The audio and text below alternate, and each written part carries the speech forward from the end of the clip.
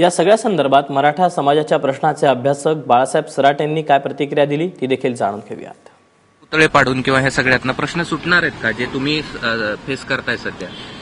अगदी तांत्रिक बाबतीत बोलायचं तर सुटणार नाहीये, परंतु राजकारण हे सत्यावर चालत नसतं। राज ठाकरे जे काल परवापर्यंत बोलतायत की व पुतळे बसून प्रश्न सुटणार आहे का, मग हे पुतळे पाडून सुटणार नाही, तसं पुतळे बसून सुटणार नाही। या दोन्ही गोष्टी एकाच नाण्याच्या दोन बाजू आहेत आणि राजकीय लोक त्यांचे राजकारण करत राहणार आहे। पण मराठा समाजाचं हे मात्र म्हणणं आहे, त्यांनी जे मराठा क्रांती मोर्चाच्या मागण्या दिलेल्या आहेत त्या निवेदनामध्ये हे म्हणणं आहे की आमची स्फूर्ती स्थानं, आदर्श स्थानं जी जिजाऊ छत्रपती शिवाजी महाराज, छत्रपती संभाजी महाराज असतील, तुकाराम महाराज असतील, आता काल परवा जे एका वर्तमानपत्राने तुकाराम महाराजाच्या अभंगाचं विडंबन केलं होतं, मग अशा गोष्टी घडतात ना समाजामध्ये।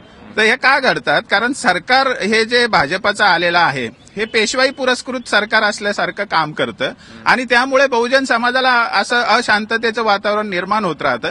त्याचं कारण सरकारमधले लोक जरी काही करत नसले तरी सरकारच्या नावाने नथुराम गोडसेचे नाटकं चालवणाऱ्या लोकांसारखे मानसिकतेचे लोक जे असतात ते याचा फायदा घेऊन सरकारच्या नावाने काही गोष्टी करत असतात, त्याला काउंटर करण्यासाठी रिएक्शन येते।